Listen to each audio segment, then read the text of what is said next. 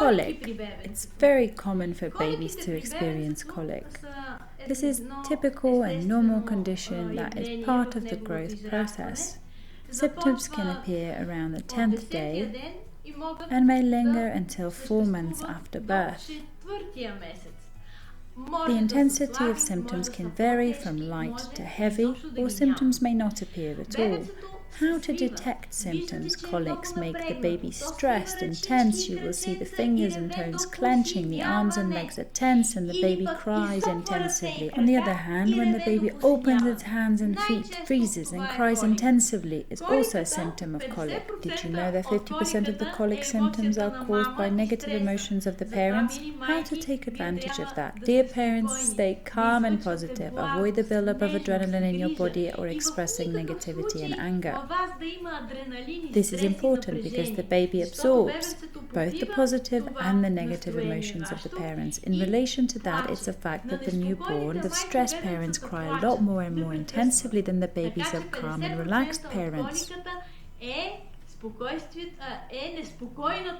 Physical factors cause the other 50% of colic symptoms. There is air in the gut of the newborn where the intestines go in a clockwise direction. The air should escape the gut, but how? The newborn should either fart, poop, or burp. These are the only 3 ways that can relieve the discomfort. We as parents can help with that. So what should we do for colic symptoms? First, we should be calm and act with responsibility. First, during the period of active colic symptoms, avoid giving your newborn a pacifier. Pacifiers make the baby swallow tiny air bubbles, which can cause colic later. Besides, the pacifier delays the baby's speech development, especially in the 2nd month when the baby starts cooing. With a pacifier, the baby wouldn't be able to make a noise, which would challenge and delay further the speech development. And together with this, the overall development of the newborn, so the pacifier has no positive role in the routine of the baby. Another important thing for relieving colic symptoms is never giving your baby an additional portion of milk between the feeding sessions. For babies taking formula milk, the gap between the feeding sessions should be 3 hours, and for breastfed babies 1.5 hours. This is crucial to keep in mind because babies tend to cry when they feel full. They have small stomach space, and their gut is extremely sensitive as they're still newborns. So when they feel full, this can cause discomfort and therefore the baby cries.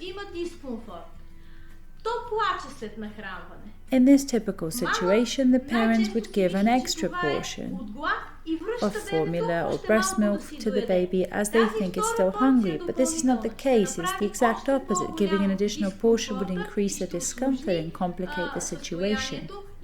So to sum up, don't give your baby additional food in between the feeding sessions,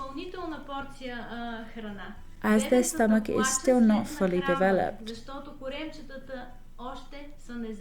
After the 3rd month, the baby will start crying because it's hungry. Earlier than that, no. Another thing you can do to relieve colic symptoms: burp the baby during the feeding sessions, whether you breastfeed it or give it formula milk. 5 minutes into the feeding session, support the baby on your shoulder and gently pat it to stimulate the burp. Then continue the feeding session as normal. This is valid for both breastfed babies and newborns on formula milk. An additional tip: if your baby has formula milk, instead of shaking the bottle, always mix the milk in circular motions like this.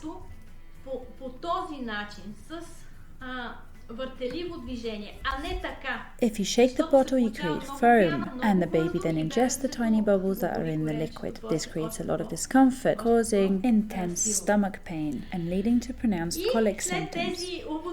After this introduction to colic symptoms, we will continue with more practical examples of how to position the baby and what techniques to apply to relieve the discomfort and let the tiny air bubbles out of the baby's digestive system.